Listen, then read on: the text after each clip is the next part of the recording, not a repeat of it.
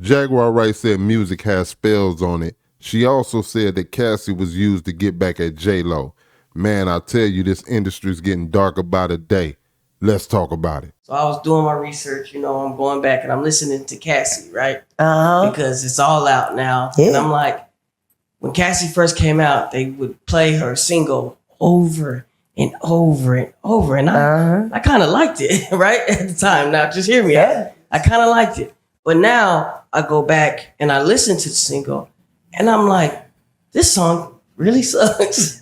Now, hearing you sing, Jag, it does something to me, right? It's natural, like how you spoke earlier. It's God's gift. I don't think Cassie had God's gift, right? No. She had desire. Okay, so she had desire. So she had desire, and she is talented. She's just not.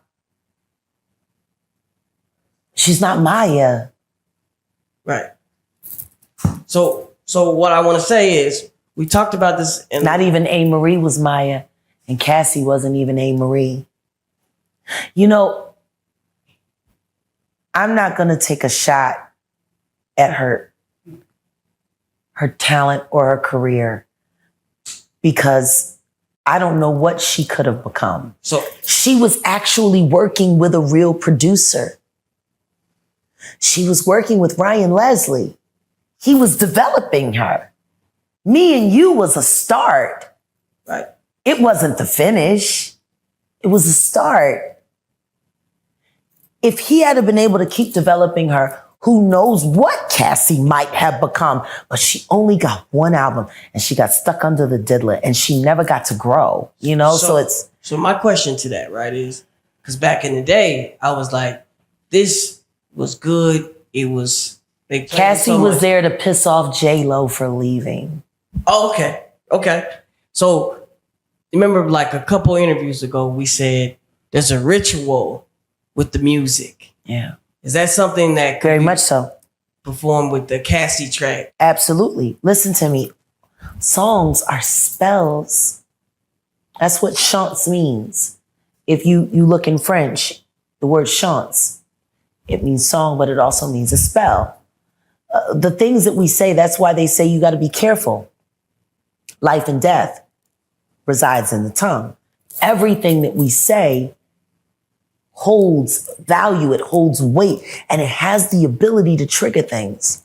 That one line, babe, in Kendrick's song when he says, I hate when I talk about guns and then someone gets shot and they die and it makes, because we make things happen.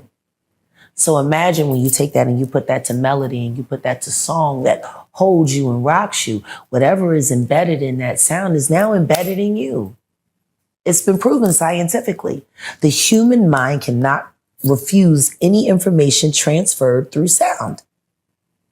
That makes music the most important thing that we have.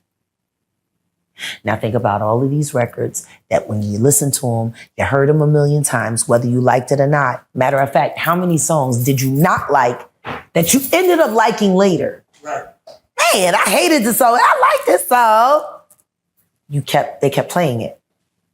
You had no choice but to like it. Right. Programming. Yeah, what about Mo? Huh? What about Mo?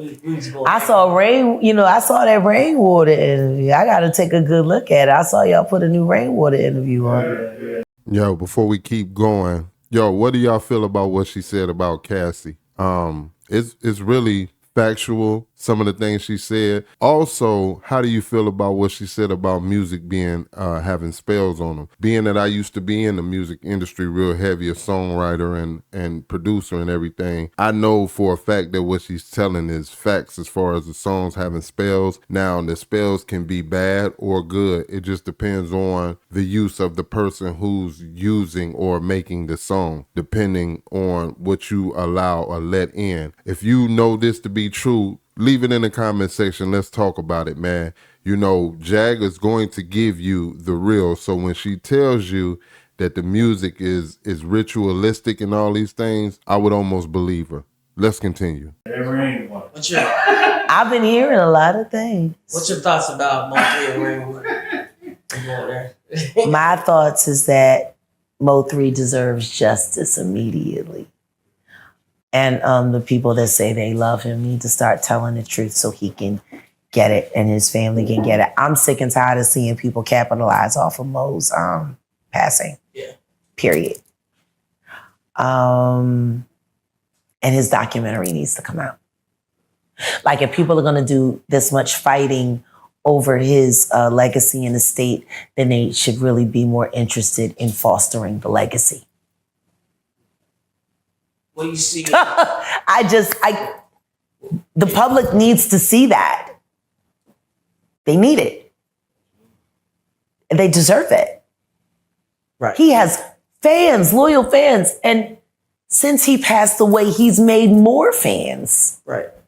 They need their moment to get to know him better. I just think it's time for people to do better by the legacy of Mo3 at this point. And maybe I'm speaking out of turn, but that's just how I feel about it. Yeah, no, I think Eminem had a famous line said, music will alter moods and talk to you. Yeah. And I think, what y'all do is great. But Jack, lastly, I have to ask. I'm so glad Proof wrote that for him. I know you about to take it there. I know you about to take it there, man. He has a new album out, Jack. He's trying to sell an album. Wonder who wrote it. Shit. Okay. Wonder who wrote it. Shit. I wonder who wrote it. Now, I ain't gonna lie. I'm a lyricist, and I usually don't stop the video this much. But just hearing her say that, that's one of the only things that I'm almost say that I've heard her say a lot of things on that I'm going to call cap on. I don't believe that Eminem Proof wrote M's rhymes. They didn't even, if you listen to Proof lyrically and then you listen to Eminem, they didn't even rhyme the same. They didn't even rhyme about the same topics. There's really, in my opinion, it's possible that ghostwriters can do their thing. Yes, I give that. But that's about the only thing I'm going to say and call cap on. I don't believe that Proof wrote Eminem rhymes. But let's continue. Houdini is a magic trick. I don't know. Maybe it was Drake. His people. I'm sure they're looking for work.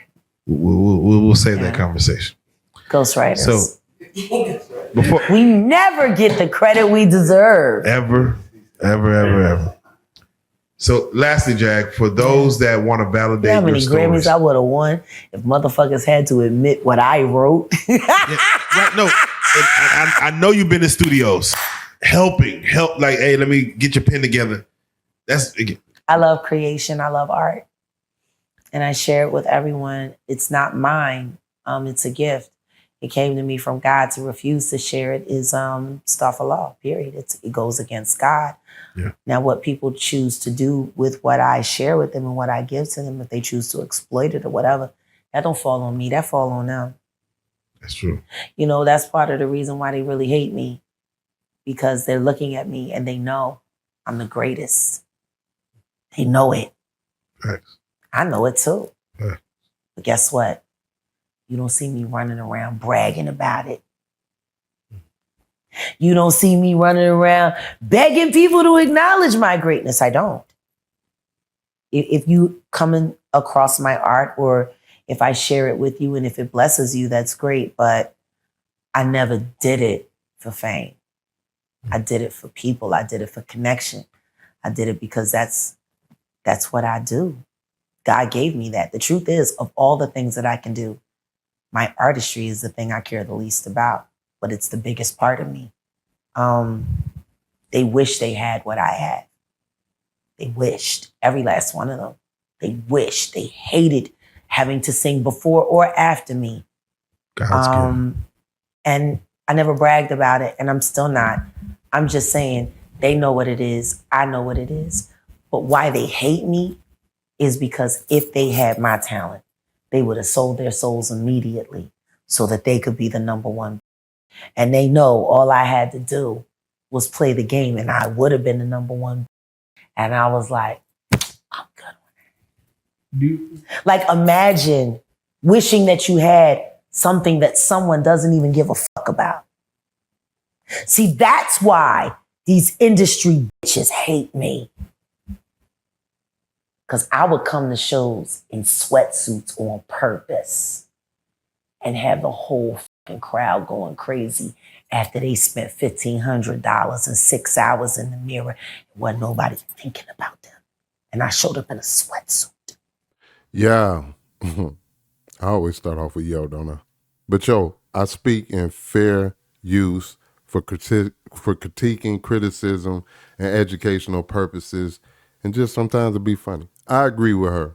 I mean, as far as what she just said towards the end, is something that I really agree with. Like, naturally, I can write, I can rhyme, I can do all that. You know, you check my history. I had 3 names: Kaotic 1, which is what it is now, but this is my different lane. Then I had K Black and Chaos. Chaos and K Black was the writer, the rapper, and I agree with her as far as that goes. Just having a gift, and that I ended up not caring about it no more. Music just went to hell for me. Not because I couldn't do it. I've been at plenty of positions to do it. It just wasn't fun no more because once the digital age came in, it just kind of messed the music up. And plus, there's no music. I mean, there's no money in music, in my opinion. That's just my opinion. But yo, if y'all agree with her and y'all feel where she coming from with everything she said, do me a favor, help this video get out by hitting that like button, leave a comment, and hit the share button. Don't forget, if you like this channel, hit that notification, hit the subscribe, and also hit the notification bell so you'll be alerted when I drop these videos. I go by the name of Kaotic 1. This is the KMHP TV YouTube channel. And until the next video, I holla. Peace.